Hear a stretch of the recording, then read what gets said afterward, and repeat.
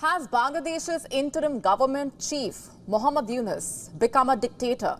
Has the country fallen under military rule? Over a month after former Prime Minister Sheikh Hasina resigned and fled the country, Bangladesh's interim government has expanded the powers of the army. The army has basically been granted policing and magistracy powers for the country's internal security, which means that the army has been given greater power, just to put it simply. Army officers can now arrest offenders directly and can open fire in self-defense and extreme need.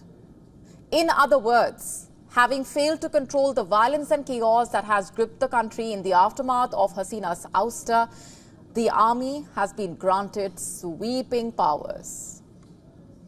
A notification from the Ministry of Public Administration stated that these powers would be conferred upon commissioned officers of the army and would basically remain effective for 60 days.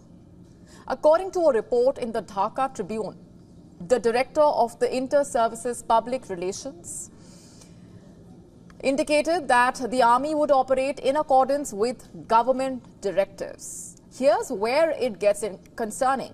The government order grants the army magistracy authority under several sections of the Code of Criminal Procedure. These sections cover various powers, including issuing orders for arrest and detention, executing arrest warrants, issuing search warrants, and collecting bonds for misdemeanors and petty offences. Let me just take you through them one at a time. Section 64 of the CRPC states that if a crime occurs in the presence of an executive or judicial magistrate, they can make arrests and grant bail. This means that the army officers acting as executive magistrates will now be able to arrest offenders directly.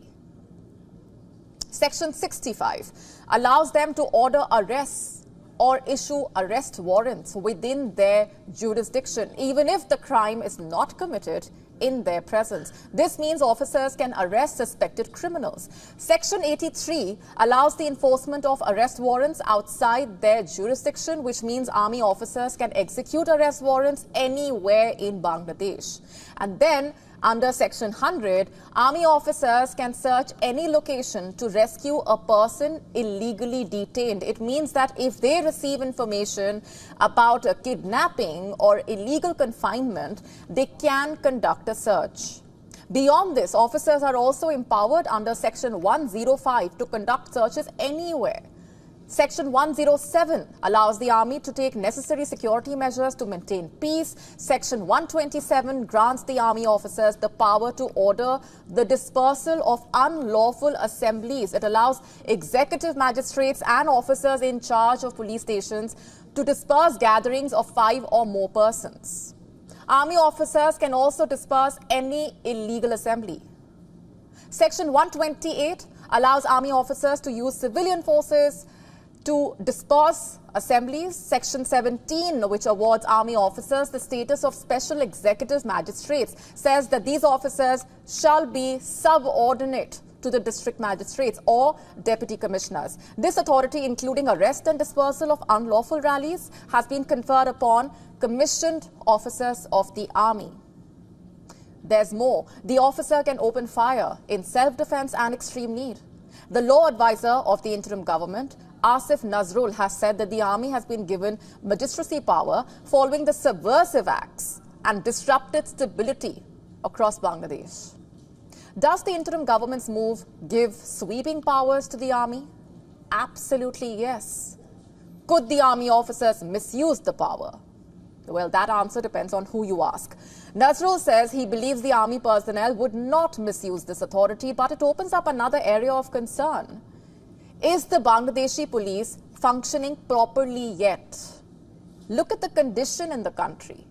Police personnel have been absent from the streets of Bangladesh since the fall of the Sheikh Hasina-led government. Before and immediately after the ouster of Hasina, the Bangladeshi police faced unprecedented public fury as mobs set fire to their vehicles and properties and ransacked police facilities. Following the attacks, Bangladesh police announced an indefinite strike on the 6th of August. The strike was withdrawn on the 10th of August. Following a series of meetings with the then advisor to the Home Ministry, still many police officers remained absent from work. And as a result, law and order in Bangladesh has been severely impacted. There are daily reports of mob violence at different places. There have been attacks on Hindus and other minorities. Temples have been targeted, vandalized. Factories and business establishments have been destroyed, torched. The question is, will giving excessive powers to the military fix the issues? Veteran lawyers don't think so. Some, in fact, say that it shows that there is no confidence in the magistrates. They say that the army personnel should not be performing magistrates' duties. It's not wise to mix army personnel with the general public. Is the move then a band-aid on Bangladesh's real problem? To stay up to speed with the latest news, download the WION app and subscribe to our YouTube channel.